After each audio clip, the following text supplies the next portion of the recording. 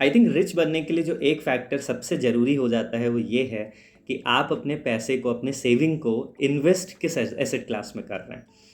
India में 5 ऐसी asset class हैं जिसमें सबसे ज़्यादा लोग भरोसा दिखाते हैं। मोस्टली 90% से भी ज़्यादा लोग इस 5 एसेट क्लास में अपना पैसा डालते हैं। आइए डिस्कस करते हैं। पहली एसेट क्लास है fix deposit. Fix deposit is something जहाँ पे हम एक फ़िक्स नंबर ऑफ़ ईयर के लिए या फिक्स टाइम के लिए हम अपना पैसा लगाते हैं और हमें गारंटीड रिटर्न उसमें मिलता है। आज भी हमारी जो ओल्डर जनरेशन है, माँ बाप वाली जनरेशन, उनका सबसे ज़्यादा बिलीफ एफडी में ही है। इसका रीज़न क्या है? रीज़न बीइंग कि एफडी में अप टू 5 लाख तक ये 100% सेफ होता है। ऑब्वियसली कुछ इसके चैलेंजेस भी हैं। चैलेंज ये है कि एफडी का जो rate of return that is somewhere 5 to 8%, 8.5%।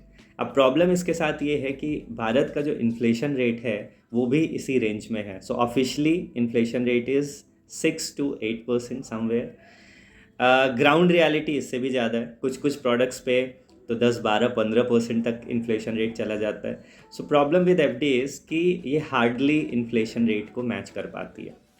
Second challenge is कि अगर एफडी में आपने 40,000 रुपये से ज़्यादा पैसा कमाया इंटरेस्ट पे, फॉर एग्जाम्पल आपने इतना पैसा डिपॉजिट किया हुआ है एफडी में और आपका जो रिटर्न बन रहा है दैट इज़ अबव 40,000, सो वहाँ पे आपको 10% टैक्स पे करना पड़ेगा। That is one challenge. हमारी सेकेंड एसेट क्लास है real estate. So real estate is something जब आप अपना पैसा किसी प्रॉपर्टी में लगाते हैं, घर बनवाते हैं या फिर फ्लैट खरीदते हैं, वो सब रियल एस्टेट का पार्ट है।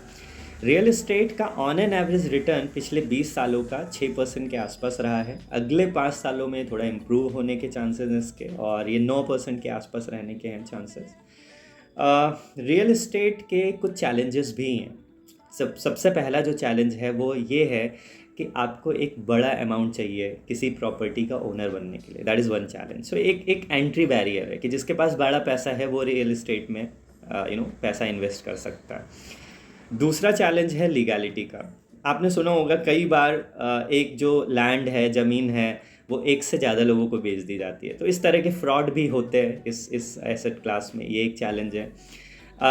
नेक्स्ट तीसरा जो इसका चैलेंज होता है वो ये है कि मोस्टली जितनी भी डील होती है इंडिया में वो सब ब्रोकर के थ्रू होती हैं। तो अगर सब कुछ सही भी रहता है तब भी ब्रोकर आपसे एक अच्छा खासा अमाउंट ले जाते हैं।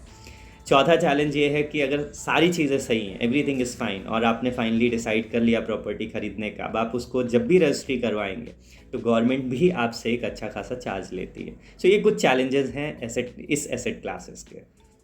हमारी तीसरी एसेट क्लास है गोल्ड एंड सिल्वर।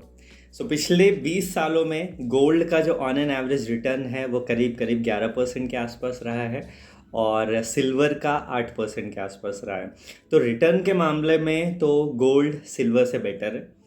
बट इस एसेट क्लास के साथ चैलेंजेस हैं। चैलेंज ये है कि अगर आप फिज़िकल गोल्ड या सिल्वर लेने का सोचते हैं तो थोड़ा सा रिस्की हो जाता है, बिकॉज आप इसको घर में तो रख नहीं सकते, और अगर आप लॉकर का सोचते हैं तो वहाँ पे आपको एक्स्ट्रा चार्जेस पे करने होंगे लॉकर का। और अगर आप वर्चुअल इसको लेना चाहते हैं या ETF के फॉर्म में लेना चाहते हैं देन एक्सपेंस रेशियो के फॉर्म में आपको एक्स्ट्रा पैसा लगाना पड़ेगा, देना पड़ेगा। So that is a one challenge.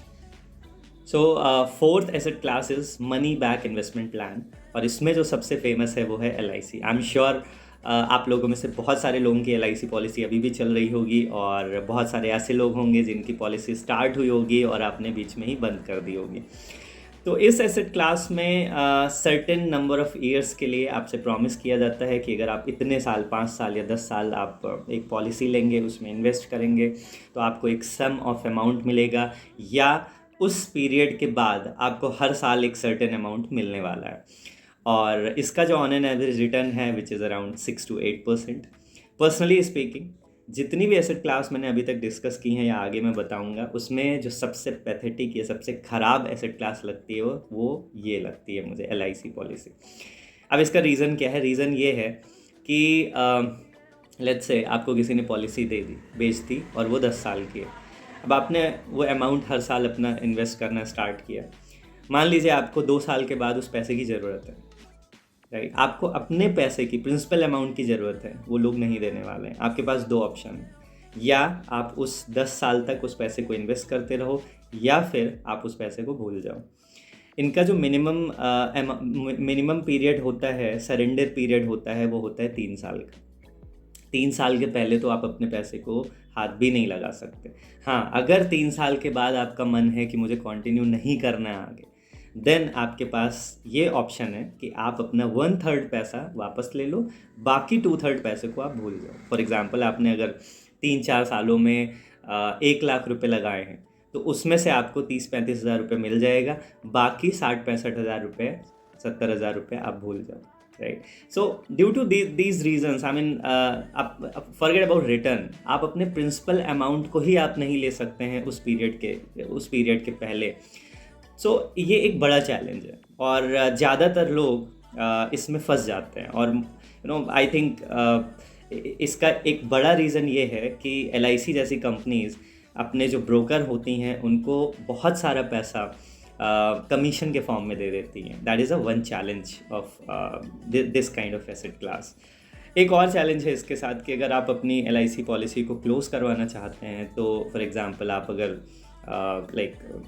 Lucknow से हैं, कानपुर से हैं, और आप जॉब के लिए दिल्ली में आ गए हैं, तो आपकी जो ओरिजिनल ब्रांच है वहाँ पे आपको फ़िज़िकली प्रेजेंट होना पड़ेगा, सिग्नेचर करना पड़ेगा, और तब जाके आपकी पॉलिसी क्लोज़ होने वाली है। इट्स नॉट दैट कि आप ऑनलाइन बात कर लें, फ़ोन पे बात कर लें और मेल भेज दें और आपका क्लोज़र हो जाएगा, वो यहाँ पे नहीं होने वाला है। सो ये कुछ चैलेंजेस हैं इस एसेट क्लास के साथ। So fifth asset class is share market. Share market का जो निफ्टी 50 इंडेक्स है वो पिछले 20 सालों में सारे एसेट क्लास से सबसे ज़्यादा रिटर्न देता है।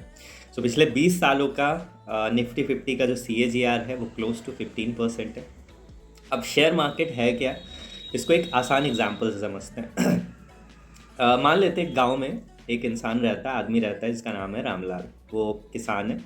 उसने कुछ सालों की मेहनत से उसने 50-60 हज़ार रुपये की सेविंग करके रखी है। उसका एक फ्रेंड है जो उसी गांव में एक कपड़े का बिज़नेस स्टार्ट करता है। वो रामलाल के पास आता है और बोलता है कि रामलाल, मैंने पिछले महीने 50 हज़ार रुपये लगाए कपड़े के बिज़नेस में, और मेरा एक महीने में जो प्रॉफिट हुआ है वो 10 हज़ार के आसपास हुआ है। सो अगर तुम मुझे 50 हज़ार रुपये देते हो तो मैं अगले महीने एक्स्ट्रा 50 हज़ार रुपये के कपड़े लाऊंगा, और उससे जो भी प्रॉफिट होगा वो मैं आधा आधा बांट लेंगे हम लोग आपस में। सो उसका 50% रामलाल को चला जाएगा। सो रामलाल को ये आइडिया अच्छा लगता है। उसने अपने फ्रेंड के बिज़नेस में इन्वेस्ट किया, मतलब कि उसने अपने फ्रेंड को 50 हज़ार रुपये दिए।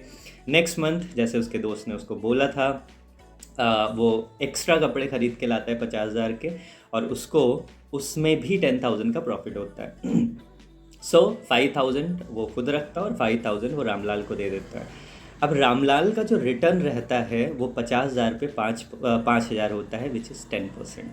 मतलब रामलाल ने एक महीने के अंदर 10% का रिटर्न कमाया। और कुछ इसी तरह काम करता है शेयर मार्केट। सो भारत में NSE और BSE में जो लिस्टेड कंपनीज़ हैं उसमें जब हम पैसा लगाते हैं, सो हमारा पैसा उनके बिज़नेस के ग्रोथ के साथ साथ ग्रो होता है। और तो कुछ इस तरह शेयर मार्केट हमारे पैसे को ग्रो करता है। आई होप ये वीडियो आपको इन्फॉर्मेटिव लगी होगी, और अगर आप अभी तक इस वीडियो को देख रहे हैं, दैट मीन्स आप कहीं ना कहीं अपने पैसे को ग्रो करने के लिए सीरियस हैं। आप इस वीडियो को उसके साथ शेयर कर सकते हैं जिसको इसकी ज़रूरत है। तब तक के लिए गुड बाय, मिलते हैं नेक्स्ट वीडियो में। Thank you.